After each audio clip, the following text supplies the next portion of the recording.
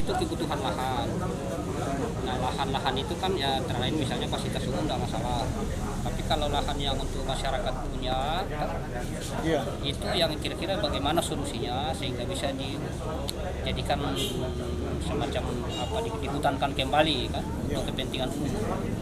Nah, ini yang perlu dipertimbangkan baik-baik itu kira-kira seperti apalah jalan keluarnya. Nah, di situ belum ada petunjuk teknis yang kita buat kira-kira bagaimana cara mendapatkan lahan-lahan itu.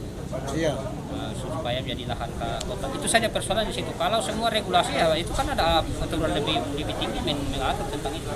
Di mana-mana daerah ya kota besar sudah punya hutan kota kembali. Nah, jadi pada prinsipnya Bapak terkait dengan proper yang saya usulkan ini, ya sepanjang itu tuh ada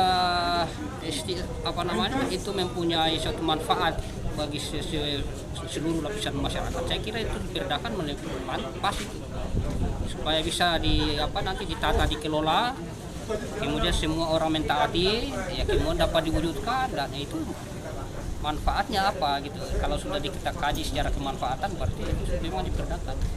Paslah menjadi suatu apa yang harus dimunculkan di daerah ya. Jadi sampai saat ini kan hutan kota itu belum punya. Kita masih belum perda. Dan kita saat ini masih berupa taman kota. Hutan kota itu kan punya kriteria. Itu jadi kira-kira kawasan luasannya berapa, itu peruntukannya untuk apa ya, tidak bisa lagi sembarang itu tidak boleh ditebang sembarang, itu di pohon-pohonnya juga pohon-pohon pilihan. Jadi banyak kriterianya itu Pak nanti kalau kita sudah jadikan kota-kota. Nanti kriteria itu kita tetapkan di perda. Jadi ketaatan itu dibutuhkan karena perda itu membuat sanksi. Kalau ada orang datang misalnya dia mungkin masuk dalam potong-potong sembarang ya kena sanksi.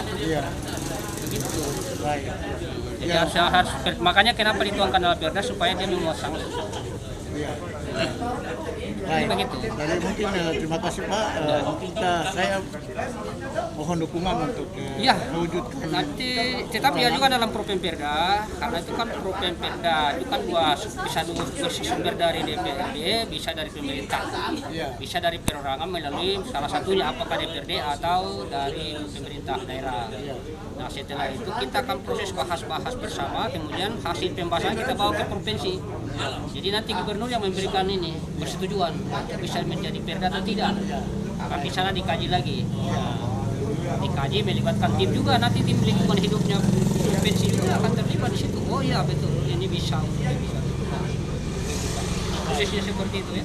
Jadi kita di daerah tidak bisa antara keputusan DPRD sama kota saja setuju langsung jadi, tapi harus melalui pengkajian gubernur melalui biro hukum sebagai wakil pemerintah di daerah.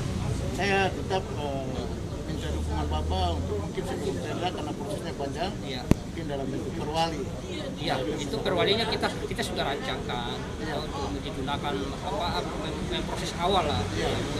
Mungkin ada hal-hal yang bersifat mendesak sekali bisa dipersiapkan yang kita perwalikan dulu. Jadi nanti tapi kita sudah katakan bahwa apabila sudah dibuatkan perdanya maka ya inilah bersifat kesementaraan daripada perwali itu.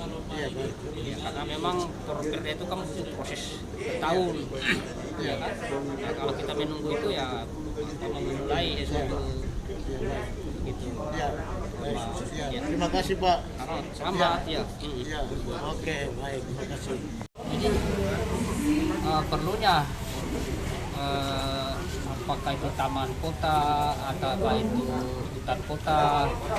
Nah ini kan kita mengantisipasi ke depan ya, pembangunan semakin padat, manusia semakin bertambah, kendaraan semakin banyak. Nah ini kita butuhkan dari mana kita mendapatkan udara segar ya.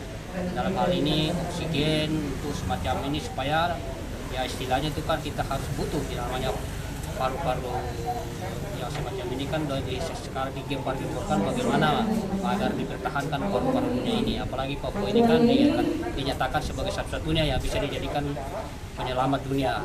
Kalau kita tidak pertahankan ke depan ini berarti ya kita juga sendiri di Papua akan kewalahan masalah udara segar ini.